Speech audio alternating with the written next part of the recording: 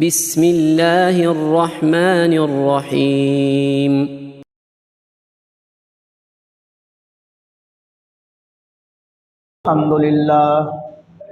अल्हम्दुलिल्लाह नहमदुहु व नस्तईनुहु व नस्तगफिरुहु व नु'मिनु बिही व नतवक्कलु अलैहि व नऊज़ु बिल्लाहि मिन शुरूरि अनफुसिना व मिन सय्यिआति अअमालिना मन यहदिहिल्लाहु फला मुज़िल्ल लहु व मन युज़लिल्हु फला हादिय लहु व नशहदु अल्ला इलाहा इल्लल्लाहु वहदहु ला शरीका लहु व नशहदु अन्न सय्यिदना व शफ़ीअना व सनदना व मौलाना मुहम्मदन अब्दुहु व रसूलुहु सल्लल्लाहु अलैहि व अला आलिहि व अस्हाबिहि अजमईन इला यौमिद्दीन अम्मा बअद फ़अऊज़ु बिल्लाहि मिनश शैतानिर रजीम बिस्मिल्लाहिर रहमानिर रहीम वमा आतैतुम मिर रिबन लियर्बुव फी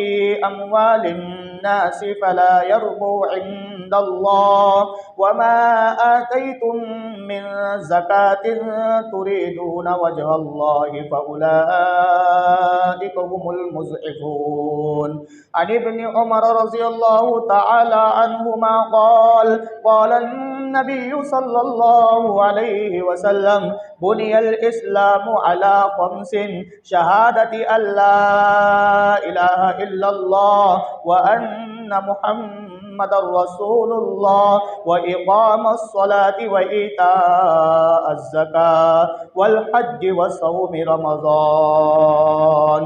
रवाहुल इमामुल हुम्मामुल बुखारी रहिमहुल्लाहु तआला फी सहीहिही सदक़ल्लाहुल अलियुल अज़ीम व बल्लगना रसूलुहुन नबियुल उम्मियुल करीम व नहनु अला ज़ालिका लमिनश शाहिदीन वश्शाकिरीन वल्हम्दुलिल्लाहि रब्बिल आलमीन। मेरे मुअज़्ज़ज़ मोहतरम और इस्लाम से ताल्लुक़ रखने वाले गयूर नौजवान मुसलमान भाइयों और बुज़ुर्गों, मैंने आप हज़रात के सामने कुरान करीम की एक आयत मुबारका और अहादीस पैगंबर में से एक हदीस मुबारका की तिलावत की है। आज इंशाअल्लाह आपके सामने मसाइल ज़कात को वाज़ेह किया जाएगा। ज़कात के मसाइल आपके सामने कुछ वजाहत के साथ, तफसील के साथ बयान किए जाएंगे। आप तवज्जो रखना और आँख में आँख डाल करके बात सुनना। इंशाअल्लाह आपका वक्त ज़ाय नहीं होगा। हम वक्त ज़ाय कराने वालों में से नहीं हैं। हम आपके वक्त की और अपने वक्त की भी कदर करते हैं। मेरे दोस्तों, कुरान करीम में अल्लाह रब्बुल इज़्ज़त ने कुछ अहकामात फ़र्ज़ फरमाए हैं। मिन जुमला उन अहकामात के एक हुक्म है, उसमें से तीसरा रुकन ज़कात का। ज़कात को अल्लाह रब्बुल इज़्ज़त ने तीसरे नंबर पर फ़र्ज़ फरमाया। पहला तो ये है कि कलमा हक़ ला इलाहा इल्लल्लाह मुहम्मदुर रसूलुल्लाह सल्लल्लाहु अलैहि वसल्लम, इसको पढ़ना है। इसको पढ़ करके मुसलमान होना है। उसके बाद अल्लाह रब्बुल इज़्ज़त ने नमाज का हुक्म दिया। फिर उसके बाद अल्लाह रब्बुल इज़्ज़त ने ज़कात की अदायगी का हुक्म दिया। उसके बाद अल्लाह रब्बुल इज़्ज़त ने हज की अदायगी का हुक्म दिया, जो वहाँ जाने की इस्तिताअत रखता हो। उसके बाद आखिर में अल्लाह रब्बुल इज़्ज़त ने रमज़ान के रोज़ों के अदायगी का हुक्म दिया। ये 5 अहकामात अल्लाह रब्बुल इज़्ज़त ने जो इस्लाम की बुनियाद कहलाते हैं, इनके अहकामात हम सब पर इनको फ़र्ज़ फरमाया। जो इसका इनकार करेगा वो काफिर हो जाएगा, और जो इनकार तो नहीं, इकरार कर कर के इस पर अमल नहीं करेगा तो वो फासिक हो जाएगा। इनकार करने वाला काफिर और अमल ना करने वाला फासिक। फासिक का माना बड़ा गुनहगार होता है। हमने आपके सामने आयत करीमा पढ़ी, वमा आतैतुम मिर रिबल लियरबु फी अमवालिन नासी फला यरबु इंदल्लाह, और जो कुछ तुम माल देते हो सूद के तौर पर, रिश्वत के तौर पर लोगों के मालों में, कि वो बढ़ जाएगा, फला यरबु इंदल्लाह, अल्लाह के नज़दीक वो बढ़ता नहीं है, अल्लाह के नज़दीक उसमें इजाफ़ा होता ही नहीं है। वमा आतैतुम मिन ज़कातिन तुरीदून वजहल्लाह फउलाइका हुमुल मुज़इफ़ून, और जो कुछ तुम ज़कात अदा करते हो अल्लाह की ज़ात को चाहते हुए, अल्लाह की खुशनुदी हासिल करते हुए, फउलाइका हुमुल मुज़इफ़ून, तो यही लोग अपने अमवाल में, अपनी जायदाद में, अपने मालो ज़र में इजाफ़ा करने वाले हैं, बढ़ोतरी करने वाले हैं। ये आयत करीमा है। और सही बुखारी शरीफ से मैंने आपके सामने हज़रत अब्दुल्ला इब्न उमर रज़ी अल्लाहु अन्हुमा की रिवायत पढ़ी है। हुज़ूर ने बयान ये फरमाया, बुनियल इस्लामु अला खमसिन, इस्लाम की बुनियाद 5 चीज़ों पर है। इस्लाम की बुनियाद 5 चीज़ों पर है। नंबर 1, शहादती अल्लाह इलाहा इल्लल्लाह व अन्ना मुहम्मदुर रसूलुल्लाह, तौहीद का इकरार करना और पैगंबर की खत्म नबुव्वत को मान लेना। और दूसरी चीज़ है इक़ामत सलाह, नमाज की पाबंदी करना। तीसरी चीज़ है वह ईता इस ज़का, के ज़कात की अदायगी करना। चौथी चीज़ है वल हज, हज अगर वहाँ जाने की इस्तिताअत हो तो उसकी अदायगी करना। और पाँचवीं चीज़ है वह सौम रमज़ान, के रमज़ान शरीफ के रोज़ों को रखना। ये 5 चीज़ें हैं अल्लाह रब्बुल इज़्ज़त ने हम सब पर ये फ़र्ज़ फरमाए। मेरे दोस्तों, अल्लाह रब्बुल इज़्ज़त ने पारा नंबर 10 में फरमाया, वल्लज़ीन यक्निज़ून अज़्ज़हब वल फ़िज़्ज़ता वला युनफ़िक़ूनहा फ़ी सबीलिल्लाहि फ़बश्शिरहुम बिअज़ाबिन अलीम, और जो लोग सोना और चांदी जमा करते हैं, वला युनफ़िक़ूनहा फ़ी सबीलिल्लाह, अल्लाह के रास्ते में उसको खर्च नहीं करते, फ़बश्शिरहुम बिअज़ाबिन अलीम, ए मेरे पाक पैगंबर अलैहि तहियतु व तस्लीम, आप इन लोगों को दर्दनाक अजाब की खुशखबरी सुना दीजिए। दर्दनाक अजाब क्या है? यौम युहमा अलैहा फी नारी जहन्नम, के जहन्नम में उनको दागा जाएगा। फतुक़वा बिहा जिबाहुहुम, उनको दागा जाएगा उनकी पेशानियों के बल पर। वज़ुहूरुहुम, और उनकी पुश्तों को भी दागा जाएगा। और वो जुनूबहुम, उनको पहलू के बल भी दागा जाएगा। हाज़ा मा कनस्तुम, उनसे कहा जाएगा ये वो माल है जिसको तुम दुनिया में जमा किया करते थे। फज़ूक़ू मा कुन्तुम तकनिज़ून, लिहाजा अब तुम इस माल को जमा करने का अजाब का मज़ा चखो। ये बयान फरमा रहे। और एक रिवायत मुस्नद अहमद में बयान फरमाया। मुस्नद अहमद की रिवायत में है, हमारे पाक पैगंबर सल्लल्लाहु अलैहि वसल्लम ने फरमाया कि जो शख्स दुनिया में माल और जायदाद को जमा करने में लग गया और उसका हक जो कि ज़कात है उसको अदा नहीं फरमाया, उसने जो उस पर ज़कात वाजिब हुई थी उसकी अदायगी सही तौर पर उसने नहीं की, तो फिर क़यामत का जब दिन होगा तो ये सांप की शक्ल में जो गंजा होगा सांप, ये सांप की शक्ल में माल बन करके आएगा और इसकी गर्दन में लपेट दिया जाएगा। और ये पहचान होगी उन अफराद की और उन अशखास की कि जो दुनिया में माल और जायदाद को जमा करने में लग गए थे, जो दुनिया में बैंक बैलेंस को जमा करने में और बनाने में लग गए थे, और वो उसका हक जो कि ज़कात और सदक़ात है वो अदा नहीं करते थे, तो ये माल क़यामत के दिन गंजा सांप की शक्ल इख्तियार कर जाएगा और उनकी गर्दन में वो लपेट दिया जाएगा। ये बयान फरमा रहे हैं। मेरे दोस्तों, अब आइए ज़रा ज़कात के मसाइल पर आते हैं। अल्लाह रब्बुल इज़्ज़त ने हम पर जो ज़कात फ़र्ज़ की है ये इस्लाम का तीसरा बहुत ही अहम रुकन है। हम ज़रा सबसे पहले इसके माना को समझते हैं। ज़कात कहते किसे हैं? ज़कात ज़क्का युज़क्की तज़कियतन, इसके माना होते हैं पाक साफ करना, इसके माना होते हैं नशो नुमा करना, इसके माना होते हैं कि जो गंदगी बैठी है उसको हटा लेना, जो नापाकी है उसको ख़त्म कर करके पाक कर देना, पाक साफ कर देना, जो मैल और कुचैल लगा हुआ है उसको धो करके और उसको पाक साफ कर करके साफ शफाफ ताहिर मुताहिर कर देना। ये माना होते हैं ज़कात के लुग़वी। और इसके इस्तिलाही माना क्या होते हैं? इस्तिलाही माना ये होते हैं इसके कि मखसूस मिकदार में, तवज्जो, मखसूस मिकदार में मखसूस अशखास को मखसूस माल तकसीम करना, इसका नाम है ज़कात। मखसूस मिकदार में मखसूस अशखास को मखसूस हिस्स तकसीम करने का नाम है ज़कात। अब इसके माना हो गए, ज़रा अब आगे चलते हैं।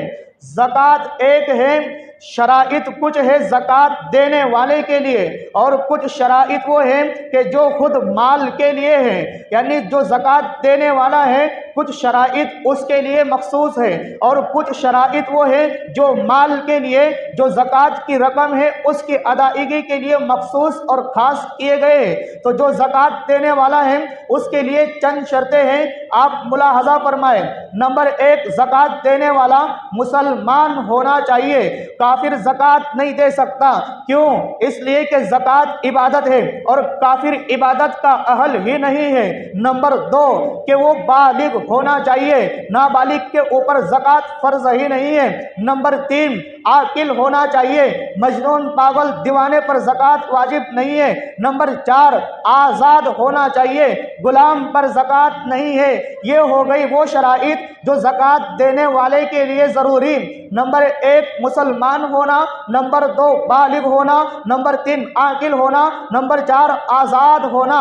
तो ये 4 शराइत आपके सामने बयान किए गए, ये उस शख्स के लिए जिसके ऊपर ज़कात वाजिब है। अब सुनिए उन शराइत को कि जो माल पर वाजिब होती है, जो माल के लिए कुछ शराइत मखसूस है, वो क्या है? ज़रा इस बात को समझ ले। नंबर 1 शर्त कि ज़कात के लिए साहिब निसाब होना ज़रूरी है, यानी उस मखसूस मिकदार को पहुँचना जो शरीयत ने मुतअय्यन और मुख्तस की है, उस मिकदार को पहुँचना उसका होना ज़रूरी है।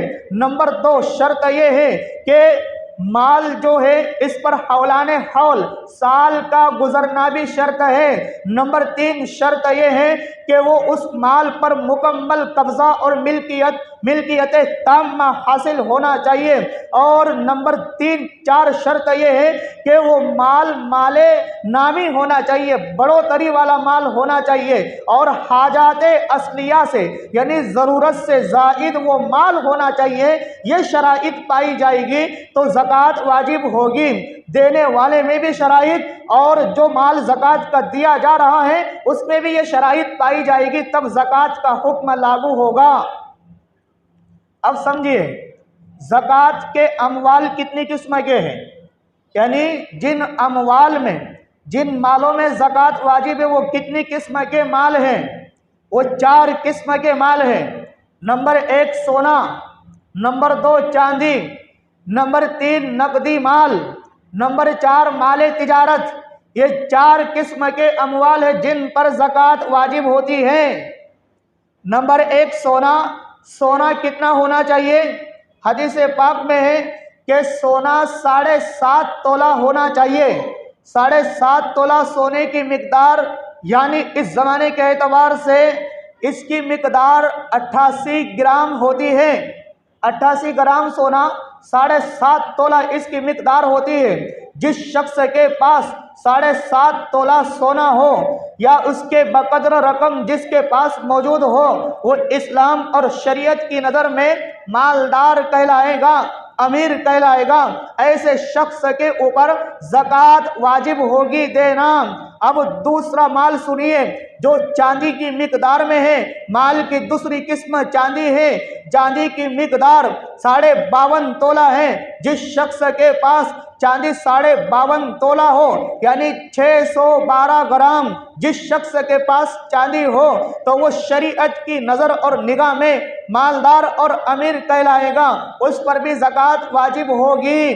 नंबर 3 माल की किस्म नकदी माल किसी के पास हो यानी सोने की शक्ल में नहीं, चांदी की शक्ल में नहीं, नकदी माल किसी के पास हो तो अगर वो दोनों में से किसी एक निसाब को पहुंच जाए, या तो सोने की निसाब 7.5 तोला की मिकदार को पहुंच जाए या चांदी की निसाब 52.5 तोला की मिकदार को पहुंच जाए, तो ऐसे शख्स पर भी ज़कात फर्ज है। नंबर 4 माल की किस्म माले तिजारत है यानी वो माल जो सोने की शक्ल में भी नहीं, वो माल जो चांदी की शक्ल में भी नहीं, वो माल जो नकद करेंसी की शक्ल में भी नहीं, बल्कि वो तिजारत का माल है। अगर उसकी मिकदार सोने की शक्ल सोने की मिकदार के बराबर है, अगर उसकी मिकदार चांदी की मिकदार के बराबर है तो उस पर भी ज़कात फर्ज है। आप सिर्फ इतना ज़हन में रखें कि 4 किस्म के मालों पर ज़कात वाजिब है। नंबर 1 सोना, नंबर 2 चांदी, नंबर 3 नकदी माल जो मुल्क का करेंसी है, और नंबर 4 माले तिजारत। ये 4 किस्म के अमवाल हैं कि जिनके ऊपर ज़कात फर्ज है। अब इस बात को समझ ले कि निसाब किसे कहते हैं, निसाब किसे कहते हैं, यानी कौन से शख्स पर ज़कात वाजिब होगी और कितनी मिकदार में माल होने पर होगी। तो सोने का निसाब 7.5 तोला सोना जिस शख्स के पास हो, या सोना तो नहीं, उसकी जितनी रकम बनती है 7.5 तोला सोने की, उतना पैसा अगर किसी शख्स के पास हो तो इस पर ज़कात देना फर्ज। या सोना नहीं है, चांदी है उसके पास, तो चांदी की मिकदार 52.5 तोला है। जिस शख्स के पास 52.5 तोला चांदी हो, या चांदी की शक्ल में चांदी तो ना हो लेकिन 52.5 तोला चांदी की रकम और उसका समन, उसकी कीमत उसके पास मौजूद हो, तो उस पर ज़कात देना फर्ज है, उस पर ज़कात देना फर्ज है। अब ज़कात देने के लिए कुछ शराइत हमने बयान किए थे कि अब किसी के पास निसाब के बकदर माल आ गया, यानी 7.5 तोला सोना या 52.5 तोला चांदी, या इनके बकदर रकम किसी शख्स के पास या किसी फर्द के पास आ गया, तो अब इस पर ज़कात के वजूब का हुक्म आइद हो गया, ज़कात के वजूब का हुक्म लग गया। अब इस माल पर शराइत कुछ है। नंबर 1 शर्त यह है कि उस पर साल गुजरना जरूरी है, साल गुजरना जरूरी है। नंबर 2 शर्त यह है कि साल गुजरने के बाद जिन अशखास, जिन मुस्तहिकीन को या जिन मसारिफीन को ज़कात दी जाएगी, उनका साहिब मुस्तहिक होना भी ज़रूरी है, साहिब मुस्तहिक होना भी ज़रूरी है। अब मैं कुछ मिसालों से आपके सामने इसको और मुफस्सल और मुनक्कह करना चाहता हूँ, आप तवज्जो से इसको सुनें। किसी के पास माल आया, चाहे सोने की शक्ल में, चाहे चांदी की शक्ल में, या किसी के पास माल तो है लेकिन 7.5 तोला सोने के बराबर नहीं, किसी के पास माल तो है 52.5 तोला चांदी के बराबर नहीं, किसी के पास माल तो है इन दोनों में से किसी के बराबर नहीं, तो अब देखा जाएगा कि इसके पास माल की कितनी किस्में हैं। सोना है लेकिन थोड़ी मिकदार में है, चांदी है लेकिन थोड़ी मिकदार में है, उसके पास मुल्क का करेंसी है लेकिन थोड़ी मिकदार में है, माले तिजारत भी है थोड़ी मिकदार में है, हाजाते असलिया यानी ज़रूरत से ज़ायद अमवाल इसके पास मौजूद है लेकिन थोड़ी मिकदार में है, मिकदार थोड़ी है। तो अब इन सब मालों को जमा किया जाएगा। हाजाते असलिया यानी ज़रूरत से ज़ायद माल किसे कहते हैं कि जो साल भर में कुछ काम ना आता हो, उसको बोलते हैं ज़रूरत से ज़ायद माल। साल भर में कुछ काम नहीं आता उसको ज़रूरत से ज़ायद माल बोलते हैं। अब इन सब को जमा किया जाएगा। अब देखेंगे कि सबको जमा करने के बाद मिकदार 7.5 तोला सोने की मिकदार को पहुंचता है या नहीं, या 52.5 तोला चांदी की मिकदार को पहुंचता है या नहीं। दोनों में से किसी की भी मिकदार यानी सोना या चांदी की मिकदार को भी अगर ये पहुंच जाए तो ये शख्स शरीयत की नज़र में मालदार और अमीर कहलाएगा। इसके ऊपर ज़कात फ़र्ज। अब ज़कात फ़र्ज, अब ज़कात फ़र्ज हो गई तो अब उस पर साल गुजरना शर्त है। साल गुजरने के बाद अब उसको हिसाब से ज़कात अदा करना ज़रूरी होगी। अब ज़कात निकालने का तरीका क्या है उसको आखिर में बयान करूँगा। ज़रा इन अमवाल को समझ लें।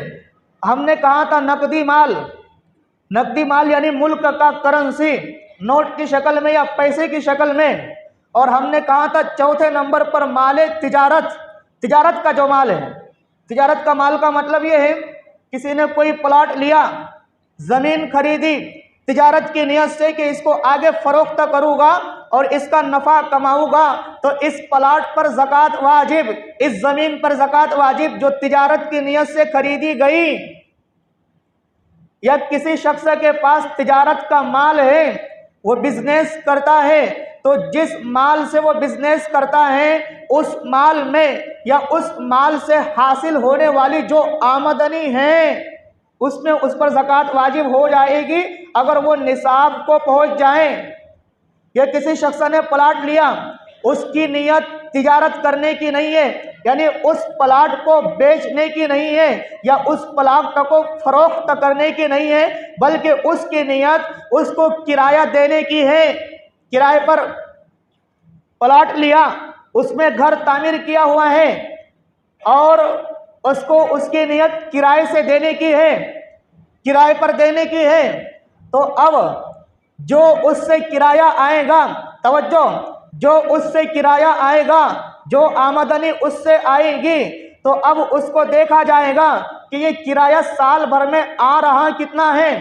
तो फिर उस साल भर के किराए को जमा किया जाएगा और देखा जाएगा कि इसकी मिकदार 7.5 तोला सोने के बराबर या 52.5 तोला चांदी के बराबर होती है। तो अब ज़कात फ़र्ज हो गई इस प्लाट के या इस बिल्डिंग के किराए पर जो उसने किराए की शक्ल में हासिल किया है, ज़कात देना फ़र्ज हो गई। यानी आप जहन में रखें, वो माल जो तिजारत के लिए खालिस तिजारत के लिए है, उस माल में ज़कात वाजिब है, चाहे नफ़ा कमाने की शक्ल में हो, चाहे बिअैन ही वही माल तिजारत का वही नफ़ा वाला हो, तो उसमें ज़कात हो जाती है फ़र्ज, ज़कात देना फ़र्ज हो जाता है। अब सुनिए, ज़कात किन किन लोगों को दे सकते हैं, ज़कात किन किन लोगों को दे सकते हैं। अल्लाह रब्बुल इज़्ज़त ने पारा नंबर 10 में इरशाद फरमाया, सूरह तौबा में है, इन्नमस सदक़ातु लिल फुक़राइ वल मसाकिन, के बेशक सदक़ात वाजिबा और ज़कात ये है फुक़रा के लिए, मसाकिन के लिए। फ़कीर किसे कहते हैं? जिसके पास कुछ भी ना हो। और मिस्किन किसे बोलते हैं? जिसके पास इतना हो, जिसके पास कुछ हो लेकिन उसमें उसकी ज़रूरत मुकम्मल ना होती हो, उसे मिस्किन बोलते हैं। तो नंबर 1 ज़कात फ़कीर को भी दे सकते हैं, नंबर 2 ज़कात मिस्किन को भी दे सकते हैं, नंबर 3 ज़कात वल आमिलीना अलैहा, के जो ज़कात वसूल कुनिंदा है, आमिलीन ज़कात, उनको भी ज़कात दे सकते हैं। उसके बाद नंबर 4 वल मुअल्लफ़ति क़ुलूबुहुम, तवज्जो रखना कि तालीफ़े क़ल्ब, नरम दिल करने के लिए भी ज़कात दे सकते हैं। ये जुमला मनसूख हो चुका है। शुरू इस्लाम के ज़माने में काफिरीन को ज़कात देना दुरुस्त थी, लेकिन जब इस्लाम फैलता गया, इस्लाम बढ़ता गया, इस्लाम पूरी दुनिया में छा गया, तो उस वक्त इस जुमले को मनसूख कर दिया गया कि अब काफिर को ज़कात नहीं दे सकते, इसलिए कि ज़कात का माल ये इबादत है, काफिर इबादत का अहल ही नहीं है। तो जब इबादत ना अहल की तरफ दी जाएगी या की जाएगी तो वो अदा ही नहीं होगी। नमाज अदा करने के लिए मोमिन होना शर्त, काफिर दिल में कुफ्र रखते हुए नमाज अदा करे, नमाज होगी ही नहीं, क्योंकि दिल में कुफ्र है। अगर कोई कुफ्र दिल में रखते हुए वो रोज़ा रखे रमज़ान का, रोज़ा अदा ही नहीं होगा। क्यों? इसलिए कि उसके दिल में ईमान ही नहीं है, उसके दिल में कुफ्र भरा हुआ है। तो इन सब की इबादत की अदायगी के लिए मोमिन और ईमान का होना शर्त है। उसके बाद वफिर रिकाब, कोई मुसलमान गुलाम बना हुआ है। इस ज़माने में तो नहीं, उस ज़माने में गुलाम का और बांदियों का रवाज था। हमारे पाक पैगंबर सल्लल्लाहु अलैहि वसल्लम के ज़माने में गुलाम का और बांदियों का रवाज था, तो उस ज़माने में था, अब नहीं है।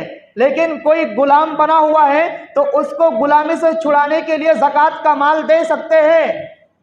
वल गारिमीन, और अगर कोई इंसान मकरूज है, तवज्जो, मकरूज है यानी उसके ऊपर बहुत सारा किसी का कर्जा है, या फिर किसी मुसीबत और तकलीफ और परेशानी में वो मुब्तला है, तो उसको भी ज़कात दे सकते हैं।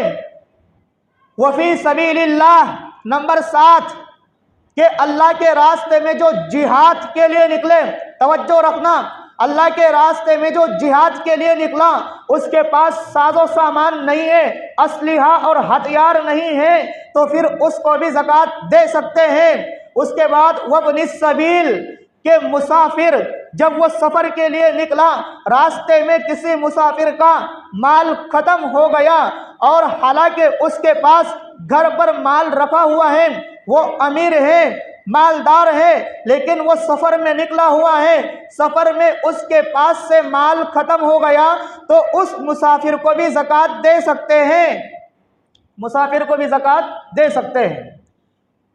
अब आखिरी बात आप सुनिए, ज़कात के लिए अदायगी के लिए साल गुजरना शर्त है।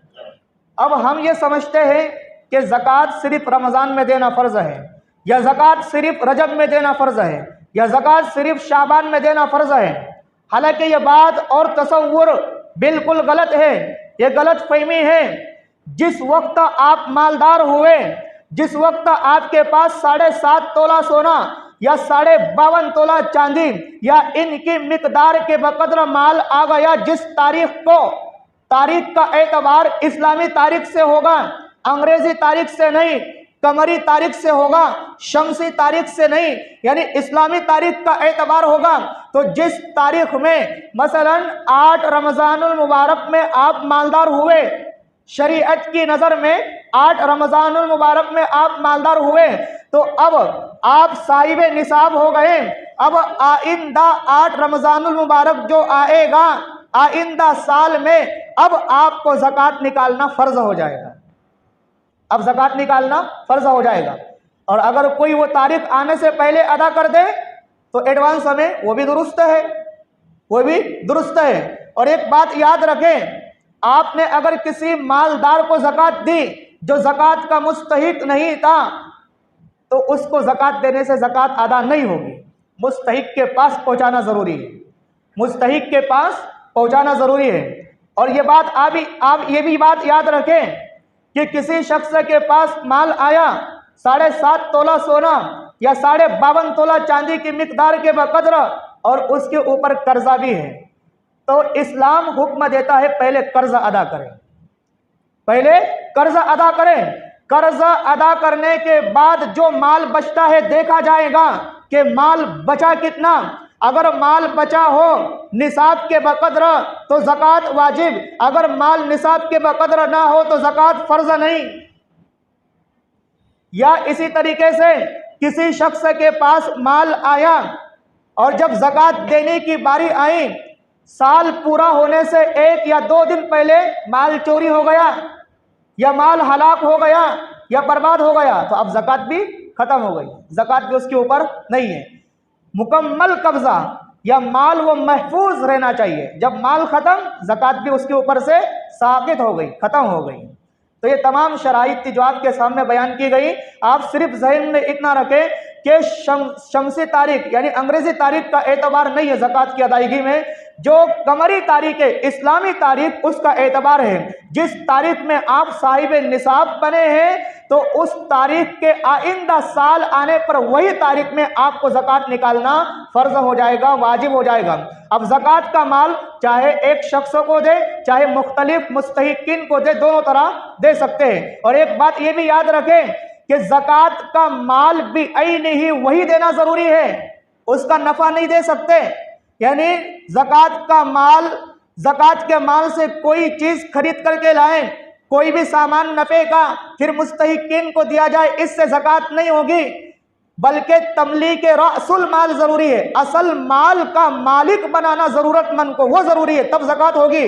आपने अगर असल माल का मालिक नहीं बनाया, नफ़ा का मालिक बनाया, यानी ज़कात के माल से कुछ नफ़ा वाली चीज़ें खरीद करके लाएं और फिर उन चीज़ों को तकसीम किया, तो इससे ज़कात नहीं अदा होगी। बल्कि जो माल पे ज़कात वाजिब हुई है वही माल निकाल करके गिन करके देना ज़रूरी है। अब ज़कात देना कितनी ज़रूरी है तो आप ज़हन में रखें, जितना माल आपके पास है उसमें से आप 2.5% 40वां हिस्सा निकाल ले, वही ज़कात की अदायगी है। 40,000 किसी के पास है तो 40,000 का 40वां हिस्सा 1,000 होता है। अगर किसी के पास 80,000 रुपये है तो 80,000 का 40वां हिस्सा 2,000 होते हैं। अगर किसी के पास 1 लाख रुपये है तो 1 लाख रुपये का 40वां हिस्सा यानी 2.5% 2,500 रुपये होते हैं। इस एतबार से आप हिसाब करते चले जाइए, यानी पूरा माल जमा करने के बाद या पूरा माल आने के बाद उसमें से 40वां हिस्सा 2.5% निकाल लो और वही ज़कात की अदायगी की रकम है, वही ज़कात की अदायगी का तरीका भी है। ठीक है, अल्लाह रब्बुल इज़्ज़त हम सबको इस्लाम के अहकामात पर सही समझकर अमल करने की तौफीक अता फरमाए। अक़ूलु क़ौली हाज़ा व अस्तग़फ़िरुल्लाह व आखिरु दावाना अनिल हम्दुलिल्लाहि।